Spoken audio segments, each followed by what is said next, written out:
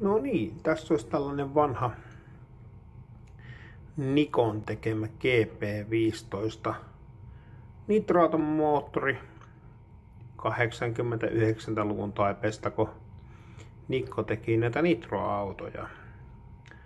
No ei niitä montaa, kahta eri mallia ainakin minulla on tullut eteen.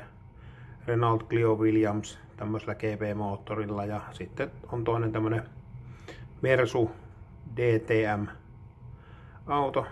Molemmat Mersu oli nelivetonen ja sitten Renault on takavetonen tällä.